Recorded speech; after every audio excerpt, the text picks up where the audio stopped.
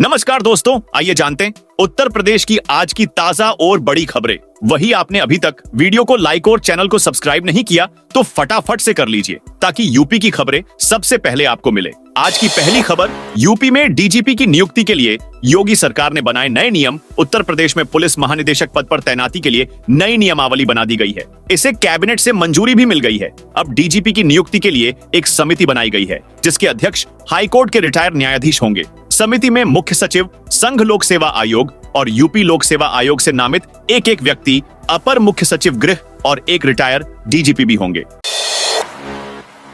महाकुंभ के एक स्थान का रास्ता बताएगा गूगल। अगले साल जनवरी महीने में संगम की धरती प्रयागराज में बहुत ही दिव्य और भव्य महाकुंभ मेला आयोजित होने जा रहा है। मेला में भारत देश के अलावा सैकड़ों देश से श्रद्धालु आएंगे। मेले को आकर्षक, सुगम और सुरक्षित बनाने के लिए पिछले कई महीनों से व्यापक तैयारियां चल रही हैं। प्रयागराज जिले के हर विभाग का पूरा महात्मा महाकुंभ की तैयारी में जुटा हुआ है। पहली बार मेले में आने वाले श्रद्धालुओं की मदद गूगल भी करेगा। इसके लिए गूगल अपनी पॉलिसी में बदलाव करते हुए नेविगेशन में महाकुंभ मेला क्षेत्र को अस्थायी शहर के रूप में इंटीग्रेट करेगा। इसके लिए गूगल और महाकुंभ मेला प्राधिकरण के बीच में एमओयू भी हो गया है।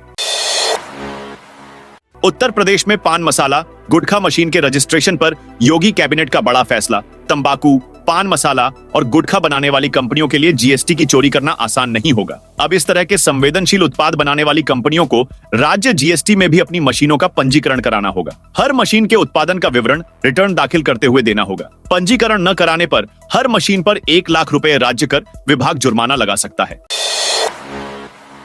यूपी के 5 जिलों में मौसम का अलर्ट। उत्तर प्रदेश के 5 जिलों में मौसम ने अचानक करवट बदल ली है। भारतीय मौसम विभाग ने बहराइच, महाराजगंज, सिद्धार्थनगर, बलरामपुर और श्रावस्ती जिलों के लिए चेतावनी जारी की है। इन क्षेत्रों में गरज के साथ हल्की से मध्यम बारिश, 30 से 40 किलोमीटर प्रति घंटे की रफ्तार से चलने वाली हवाएं और बिजली गिरने की संभावना जताई गई है। मौसम के इस अप्रत्याशित बदलाव ने क्षेत्रीय निवासियों की चिंता बढ़ा दी है। उत्तर प्रदेश को टेक्सटाइल हब बनाने के लिए 11 नए निजी टेक्सटाइल पार्क बनाए जाएंगे। यह टेक्सटाइल पार्क गोरखपुर, मऊ, भदोही, अलीगढ़, बागपत और शामली आदि जिलों में बनाए जाएंगे। इससे चीन सहित अन्य देशों या दूसरे प्रदेशों से यूपी को रॉ मटेरियल आदि मंगाने के लिए निर्भर नहीं होना पड़ेगा। शामली जिले में 726 करोड़ की लागत से प्रदेश का पहला निजी टेक्सटाइल पार्क स्थापित किया जाएगा। प्रमुख सचिव हथकरघा एवं वस्त्रोद्योग आलोक कुमार ने बताया कि प्रदेश में 11 निजी टेक्सटाइल पार्क की स्थापना से रॉ मटेरियल से लेकर विभिन्न वस्त्र आदि बनाए जाएंगे। यूपी में पशु चिकित्सा सेवा को मजबूत करेगी योगी सरकार। प्रदेश के ग्रामीण क्षेत्रों में पशु चिकित्सा सेवाओं को मजबूत करने और पशु चिकित्सा विज्ञान में प्रशिक्षित पैरावेट्स की संख्या बढ़ाने की दिशा में योगी सरकार ने अहम पहल की है। सरकार ने प्रदेश में पशुपालन और परापशु चिकित्सा के क्षेत्र में डिप्लोमा और सर्टिफिकेट कोर्स शुरू करने के लिए नीति तैयार करने का निर्णय लिया है। सोमवार को कैबिनेट की बैठक में पशुपालन विभाग के इस प्रस्ताव को स्वीकृति प्रदान की गई। योगी बोले, घंटी और शंख भी नहीं बजाने देंगे, ताकत का एहसास करवाइए। मुख्यमंत्री योगी आदित्यनाथ ने मंगलवार को झारखंड में ताबड़तोड़ 3 रैलियां की। कोडरमा और बड़का गांव में सीएम योगी ने बटेंगे तो कटेंगे का नारा दोहराया। उन्होंने जनता से कहा, अपनी ताकत का एहसास कराएंगे तो यह जो पत्थरबाज हैं आपके लिए झाड़ू लगाकर रास्ता साफ करते हुए दिखाई देंगे। हमें जातियों में नहीं बंटना है। जाति के नाम पर कुछ लोग आपको बांटेंगे। कांग्रेस और विपक्ष यही काम करती है। ये लोग बांग्लादेशी घुसपैठियों रोहिंग्या को बुला रहे हैं। एक दिन ये लोग आपको घर के अंदर घंटी और शंख भी नहीं बजाने देंगे। इसीलिए एक रहिए और नेक रहिए। मैं तो कहता हूं कि देश का इतिहास गवाह है, जब भी बंटे हैं निर्ममता से कटे हैं। दुनिया के कई देशों से बड़ा होगा महाकुंभ का दायरा। संगम की रेती पर महाकुंभ 2025 के लिए नया नगर बसाया जाएगा। इस बार महाकुंभ के लिए बसने वाले नगर का दायरा बढ़ा दिया गया है। 4000 हेक्टेयर में महाकुंभ का आयोजन होगा। पार्किंग के लिए अलग से 1900 हेक्टेयर भूमि चिन्हित की गई है। प्रयागराज मेला प्राधिकरण ने आस्था की नगरी की बसावट का खाका तैयार कर लिया है। फूलपुर विधानसभा सीट के उपचुनाव के बाद नए नगर की अधिसूचना जारी हो जाएगी। बड़े दायरे के साथ आस्था की इस नगरी का क्षेत्रफल दुनिया के कई देशों से अधिक होगा। कई ऐसे देश हैं जिनका कुल क्षेत्रफल 4000 हेक्टेयर से कम है। पूर्व विधायक इरफान सोलंकी की मां सड़क दुर्घटना में गंभीर रूप से घायल। उत्तर प्रदेश के कानपुर में पूर्व विधायक इरफान सोलंकी की मां सड़क दुर्घटना में घायल हो गई। घटना के समय वह जेल में बंद अपने पुत्र से मिलने जा रही थी, जो इस समय महाराजगंज जेल में बंद है। घटना की जानकारी मिलते ही मौके पर पहुंची पुलिस ने घायल मां को अस्पताल में भर्ती कराया, जहां उन्हें 18 टांके लगाए जाने की जानकारी हुई है। पूर्व विधायक इरफान सोलंकी की पत्नी नसीम सोलंकी सीसामऊ विधानसभा से चुनाव लड़ रही है। घटना की जानकारी मिलते अपनों में हड़कंप मच गया।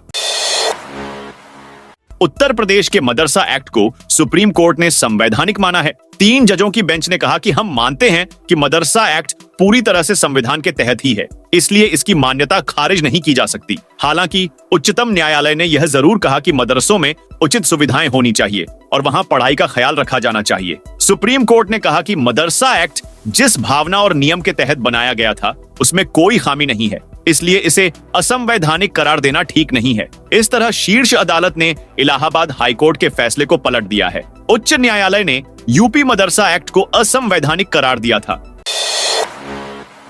ओपी राजभर के घर हुई चोरी ड्राइवर की गिरफ्तारी पर हुआ बड़ा खुलासा। योगी सरकार में कैबिनेट मंत्री और सुभाषपा के प्रमुख ओपी राजभर के घर चोरी का मामला सामने आया है। चोरी हालांकि 2 महीने पहले हुई थी, लेकिन अब चोरी करने वाला पकड़ा गया तो इसका खुलासा हुआ है। चोरी के आरोपी के पकड़े जाने के तत्काल बाद ओपी राजभर के बेटे और पार्टी के महासचिव अरविंद राजभर ने वीडियो मैसेज जारी कर पूरे मामले से अवगत कराया और कुछ सफाई भी दी है। अरविंद राजभर ने कहा कि कुछ मीडिया में अंबेडकर नगर से ओपी राजभर की गाड़ी से 1 करोड़ रुपए चोरी होने की बातें चल रही हैं। यह झूठ है। चोरी गाड़ी से नहीं बल्कि लखनऊ स्थित उनके डायमंड अपार्टमेंट से 2 सितंबर को हुई थी। अरविंद ने कहा कि इसकी शिकायत भी लखनऊ के थाने में दी गई थी। पुलिस उसी समय से जांच में जुटी थी। अब चोरी करने वाले के बारे में पता चला तो उसकी गिरफ्तारी हुई है। नए नोएडा पर बड़ा फैसला, आबादी की जमीन छोड़ सभी निर्माण कार्यों पर रोक। नोएडा प्राधिकरण ने नए नोएडा के मास्टर प्लान 2041 को शासन से मंजूरी मिलने के बाद आगे की योजना पर काम शुरू कर दिया है। सोमवार को नोएडा प्राधिकरण के सीईओ ने अधिकारियों के साथ बैठक की। बैठक में नए नोएडा एरिया में आबादी की जमीन को छोड़कर अन्य किसी भी जगह बिना मंजूरी के निर्माण कार्यों पर रोक लगाने का निर्णय लिया गया। निर्माण होने पर प्राधिकरण कार्रवाई करेगा। जवाहर नवोदय विद्यालय में कक्षा 9 और 11 में प्रवेश के लिए जारी है। पंजीकरण नवोदय विद्यालय समिति में कक्षा 9 और 11 के लिए आधिकारिक तौर पर आवेदन शुरू हो गए हैं। अभिभावक अपने बच्चों के लिए प्रवेश प्रक्रिया में भाग लेने के लिए आधिकारिक वेबसाइट पर जाकर 9 नवंबर तक आवेदन कर सकते हैं। चयन परीक्षा 8 फरवरी 2025 को पूर्वाह्न 11 से दोपहर 1:30 बजे तक होगी। बांके बिहारी मंदिर में चरणामृत समझकर एसी का पानी पी गए भक्त। हम कभी कभी आस्था में इस कदर डूब जाते हैं कि क्या कर रहे हैं हमें खुद को पता नहीं रहता। कई बार मंदिरों में हम दूसरों को देखकर नकल करने लग जाते हैं। ऐसा ही कुछ मथुरा के बांके बिहारी मंदिर में देखने को मिला है, जहां भक्त एसी के पानी को चरणामृत समझकर पी रहे हैं। महाकुंभ में मरीजों का इलाज करेगा मोबाइल हॉस्पिटल। महाकुंभ में आपात स्थितियों से निपटने के लिए योगी सरकार ने व्यापक तैयारी की है। महाकुंभ में पहली बार भीष्म क्यूब की तैनाती की जा रही है, जो अत्याधुनिक तकनीक से युक्त क्रांतिकारी मोबाइल अस्पताल है। भीष्म क्यूब में सर्जिकल सुविधाएं, डायग्नोस्टिक टूल्स और रोगी के देखभाल से संबंधित सभी सुविधाएं मौजूद हैं। 22 जनवरी में अयोध्या में राम मंदिर प्राण प्रतिष्ठा समारोह के दौरान भी भीष्म क्यूब की तैनाती की गई थी। सहारनपुर में 24 दिसंबर से होगी अग्निवीर भर्ती रैली। सहारनपुर का doctor Bhimrao Ambedkar sports stadium Agniveer भर्ती के चलते 24 दिसंबर से 5 जनवरी तक बंद रहेगा। इस दौरान स्टेडियम में आने वाले खिलाड़ी प्रैक्टिस नहीं कर सकेंगे। वहीं स्टेडियम में रहने वाले खिलाड़ियों के लिए दूसरी व्यवस्था रहेगी। पश्चिमी यूपी के 13 जिलों के अभ्यर्थी अग्निवीर भर्ती रैली में शामिल होंगे। भर्ती में पश्चिमी यूपी के सहारनपुर, मुजफ्फरनगर, शामली, रामपुर, मुरादाबाद, बिजनौर, अमरोहा, गौतम बुद्ध नगर, हापुड़, गाजियाबाद, बागपत, मेरठ और बुलंदशहर के युवा शामिल होंगे। आगरा नगर निगम को लगा बड़ा झटका। सुप्रीम कोर्ट ने सोमवार को आगरा नगर निगम को यमुना नदी को प्रदूषित करने के मामले में 58 करोड़ 39 लाख रुपए पर्यावरणीय मुआवजा देने का आदेश दिया। एनजीटी ने आगरा निवासी चिकित्सक डॉक्टर संजय कुलश्रेष्ठ की याचिका पर यह जुर्माना लगाया था, जिसके खिलाफ नगर निगम ने सुप्रीम कोर्ट में याचिका दायर की थी। सुप्रीम अदालत ने पीएमएलए कानून के आदेश को हटाकर याचिका खारिज कर दी। कोर्ट ने यमुना में प्रदूषण को लेकर नाराजगी भी जताई। यूपी के सीएम योगी आदित्यनाथ को जान से मारने की धमकी मिली है। वायस ऑफ हिंदूज नाम की संस्था ने गोरखपुर पुलिस को एक्स पर धमकी भरा स्क्रीनशॉट भेजकर शिकायत की। इसमें लिखा है, मैं भी मारूंगा योगी को। पुलिस सूत्रों के मुताबिक आरोपी की पहचान रियाजुल हक अंसारी के रूप में हुई है। वह गोरखपुर का रहने वाला है। उसने सैफ अंसारी नाम के इंस्टाग्राम अकाउंट से कमेंट किया था। योगी को 48 घंटे में दूसरी बार धमकी मिली है। इससे पहले एक महिला फातिमा खान ने मुंबई पुलिस कंट्रोल रूम में मैसेज भेजकर कहा था, अगर योगी ने 10 दिन में इस्तीफा नहीं दिया तो बाबा सिद्दीकी जैसा हाल करेंगे। राजधानी में कालाजार का मरीज मिलने से हड़कंप। उत्तर प्रदेश की राजधानी लखनऊ में कालाजार बुखार का पहला मामला सामने आया है। अभी तक सीमावर्ती इलाके जो नेपाल सीमा से सटे हुए हैं, वहीं पर इस तरह के बुखार के लक्षण वाले मरीज मिलते रहे हैं। इस एक केस के बाद स्वास्थ्य विभाग अलर्ट हो गया है। विश्व स्वास्थ्य संगठन की टीम ने भी मौके पर पहुंचकर जांच किया। साथ ही मरीज के घर वाले और आसपास में रहने वाले परिवारों की जांच की जाएगी। सीएम योगी का स्पष्ट निर्देश है कि महाकुंभ 2025 में प्रयागराज स्वच्छता का मॉडल बने। महाकुंभ स्वच्छता के साथ पर्यावरण संरक्षण का भी एक उदाहरण बने, इसके लिए सामूहिक प्रयास किया जा रहा है। इस संकल्प को पूरा करने के लिए वन विभाग, नगर निगम और प्रयागराज विकास प्राधिकरण मेगा प्लांटेशन अभियान चला रहे हैं। अभियान के अंतर्गत 2,71,000 पौधे रोपित किए जा रहे हैं।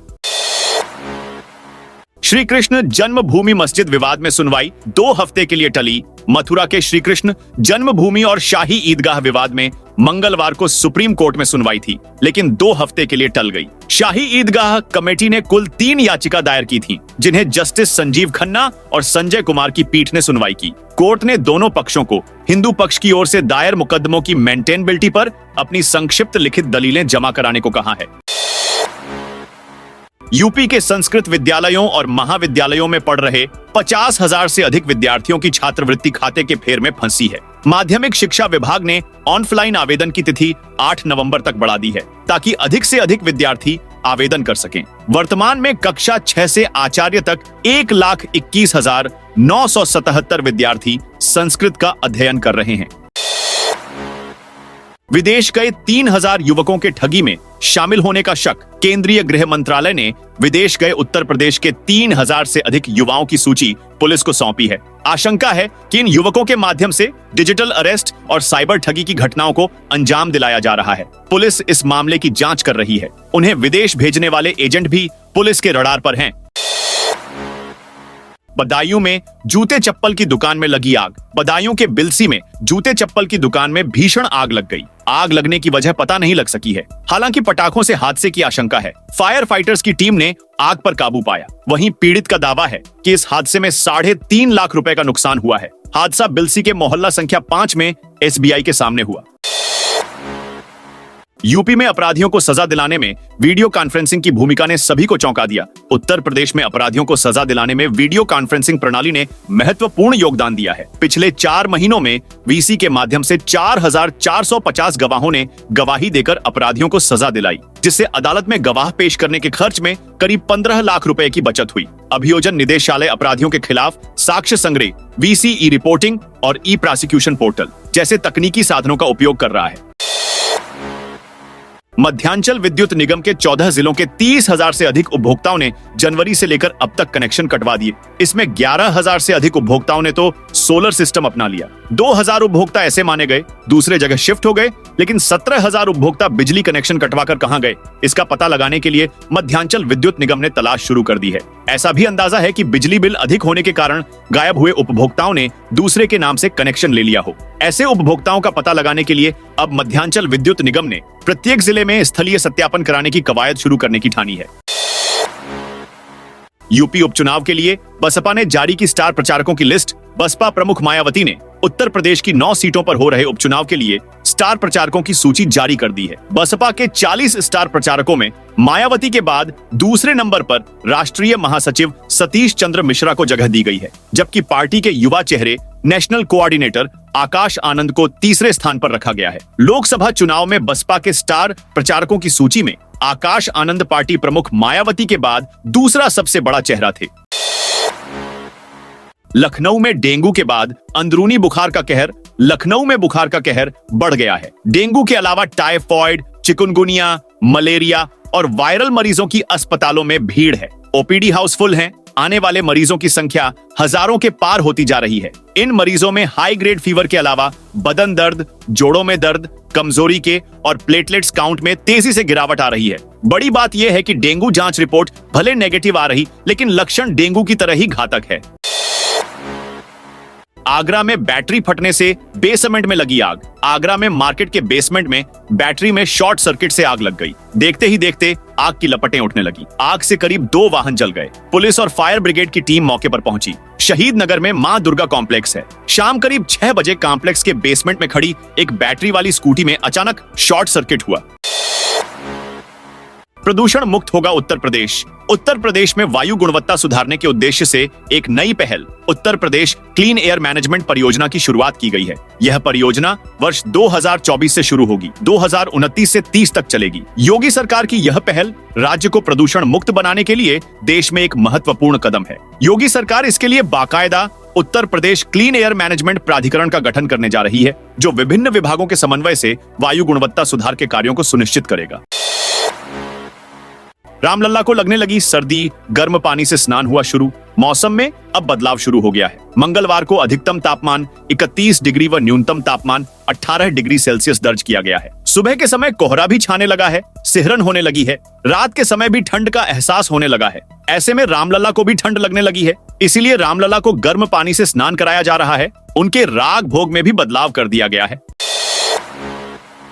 कानपुर में छठ पूजा पर ट्रैफिक रहेगा डाइवर्ट। छठ पूजा के मद्देनजर शहर की ट्रैफिक व्यवस्था में भारी तब्दीली की गई है। डीसीपी ट्रैफिक रविंद्र कुमार के मुताबिक गुरुवार शाम को नदी व नहरों के घाटों के किनारे होने वाली छठ पूजा के कारण 7 नवंबर की शाम 3 बजे से शहर में रूट डायवर्जन प्लान लागू होगा, जो अगले दिन सूर्योदय की पूजा तक जारी रहेगा। गुजरात के भक्त प्रभु राम के लिए भेंट लेकर आए 7 धातु से बनी हुई हनुमान घंटी। गुजरात से राम भक्तों का दल अयोध्या पहुंचा। भगवान रामलला के पूजन के लिए 7 धातु से बनी हुई हनुमान घंटी भेंट की गई। एक विशेष घड़ी भी गुजरात के राम भक्तों ने रामलला को भेंट की, जो स्कंद पुराण में भगवान राम के 12 नाम पर बताती है। भगवान रामलला को दिवाली के बाद शंख की भी भेंट दी है। बिजली घर बस अड्डे से सिर्फ इलेक्ट्रिक बसें चलेंगी। आगरा के बिजली घर बस अड्डे से यूपी रोडवेज को सिर्फ इलेक्ट्रिक बसें चलाने के आदेश दिए गए हैं। यह आदेश मंगलवार को जन सुनवाई में डॉक्टर देवाशीष भट्टाचार्य और ब्रज खंडेलवाल की शिकायत पर दिए गए हैं। डॉक्टर भट्टाचार्य और ब्रज खंडेलवाल ने बिजली घर बस अड्डे को बंद करके आईएसबीटी शिफ्ट करने की मांग की थी। यूपी रोडवेज के 15 बस डिपो निजी कंपनियों के हवाले। उत्तर प्रदेश राज्य सड़क परिवहन निगम यूपीएसआरटीसी ने अपने 15 डिपो को निजी हाथों में देने का फैसला किया है। अब इन बस डिपो में बसों की मेंटेनेंस का काम प्राइवेट कंपनियां करेंगी। इन 15 डिपो में लखनऊ का अवध डिपो भी शामिल है। उत्तर प्रदेश के परिवहन मंत्री दयाशंकर सिंह ने बताया कि परिवहन निगम की कार्यशालाओं की गुणवत्ता परख एवं क्षमता बढ़ाने के उद्देश्य से 19 डिपो के वर्कशॉप को आउटसोर्सिंग कंपनियों के लिए टेंडर किया गया था, जिनमें से 15 डिपो की निविदा का अनुमोदन प्रदान कर दिया गया है।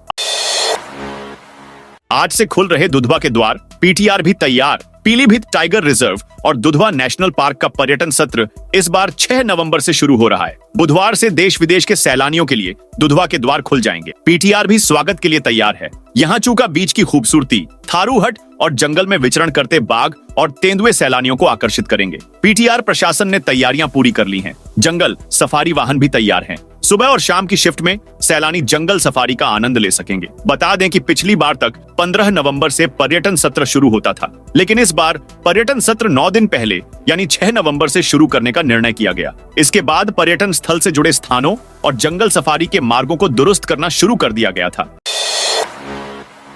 रेलवे स्टेशन बस अड्डों पर उमड़ी यात्री, दिवाली और भाई दूज के बाद कार्यस्थलों पर वापस जाने वालों की भीड़ रेलवे स्टेशन और बस अड्डों पर उमड़ रही है। छठ पूजा पर बिहार जाने वालों की भीड़ भी है।